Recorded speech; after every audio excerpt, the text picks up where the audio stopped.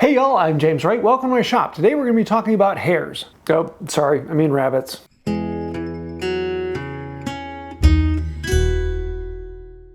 A rabbet, or rebate if you're on the other side of the pond, is basically half a groove. It is this notch that is cut out of the corner of a board. Sometimes you might use the rabbet as a housing for a panel on the back of a cabinet, or maybe the bottom of a cheap drawer. It could also be a type of joinery if you have a rabbet on one board and a rabbet on the other, and they house together to create what's called a shiplap. Or you could do a rabbeted corner, which actually could make a corner joint on a box. There are a lot of reasons to make rabbets, but how exactly are you supposed to make them? Well, that one's actually really easy. First, you go over to your table saw and you set your fence out to the depth you want your rabbet to be, and then you pull out a rabbeting plane. That's right. The first and most common method for making rabbets is actually a plane or a tool that is dedicated to do that one task and do it really well. The plane has a fence that determines how far into the board does it go. It also has a depth stop to determine how far down you want to cut.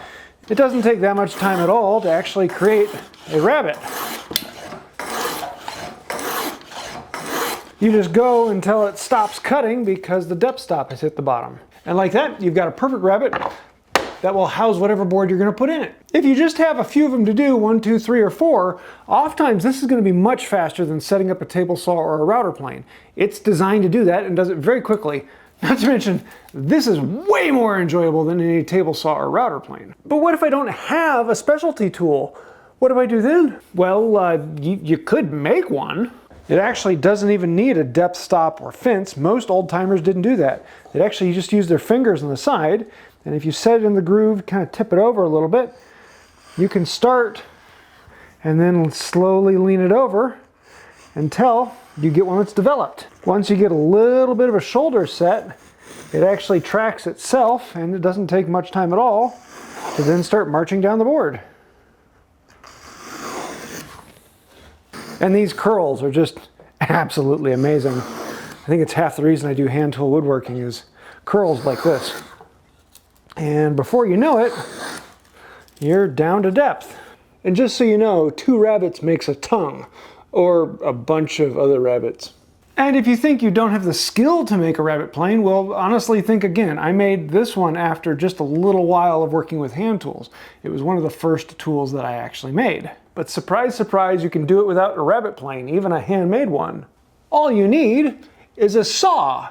It doesn't even need a table attached to it, just the saw.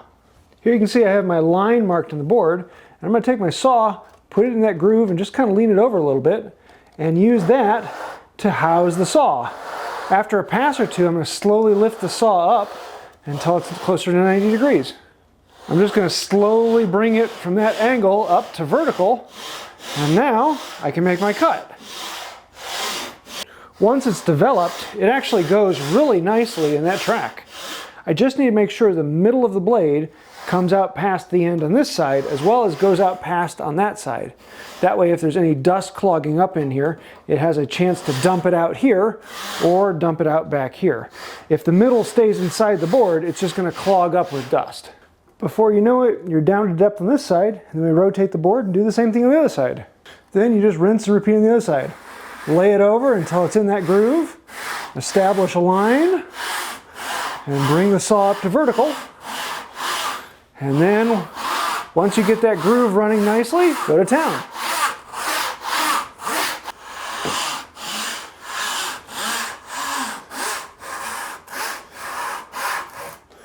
You just want to go until that piece falls off. And you got a really nice little rabbet, and you actually get to save a stick. I like to use a card scraper just to clean that corner up a little bit, make it nice and tight, and voila, we've got the rabbet. But wait, I don't own a saw. How do I do it? In that case, you could actually just grab a chisel and carve it.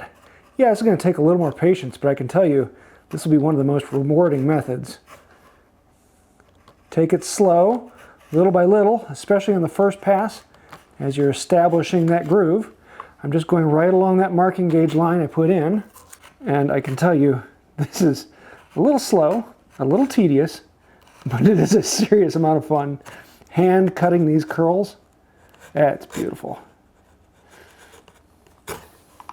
If you find that control is a little bit of a problem and you find yourself skewing off one way or the other, usually means you're pushing too hard. But the easy way to fix that if you're pushing too hard is grab a mallet and just tap it. This will let you go a little deeper, but you still have a lot of control because you're only giving the chisel enough force to go about 1/4 inch or less. If you have a wide chisel, you can actually come in and score it, but you want to make sure not to hit it too hard. You don't want to split that piece off.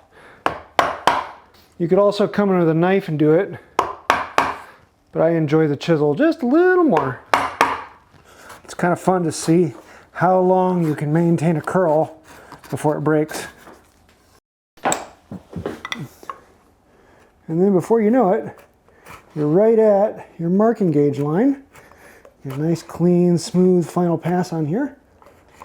Use the card scraper again to come in and just sharpen that corner, clean it up just a little bit. And that's pretty darn beautiful right there. But wait, I don't own a chisel. Well then, for goodness sakes, just gnaw on it like a beaver. If you can't tell, I get a little bit tired of people saying, well, I don't have that tool, so I can't do that. And the answer is yes, you can. If you got a chisel, you can do anything in the shop, because this will do anything. I've actually chopped down trees with this and made furniture with just a 1/2 inch chisel and a log in the woods. Quit making excuses and start making curls. So there you have it. I hope you enjoyed this. If you have any questions, thoughts, ideas, snide remarks, or would like to tell me I'm wrong, please do that down below, because I would like to see how you're wrong. But okay, yeah, in reality, I really do like reading through those, and some of the comments are really fun to read, so thank you for that. I do answer as many of them as I can get to, and I read all of them, and it does mean a lot, because anytime you like, comment, share, subscribe, it means you're helping out this channel. Even if it's a comment meant to hurt my feelings, it does help out the channel. Thank you for that. But really, if you want to help us out, think about joining these people over here. Those are some of the wonderful, benevolent, gorgeous, beautiful people over on Patreon. Between members on this channel and patrons on Patreon and the people who click that thank you button, you guys support this channel and make it happen. Without you, we would not be here, so thank you for that. If you'd like to find out more, links down below. I think that'll do it for now, and until next time, have a wonderful day. To answer the argument between Rabbet and Rebate, the answer is Rabbet is actually closer to the original, which came from a word in the French. If you don't believe me, go read Rebate. He called it a bunny.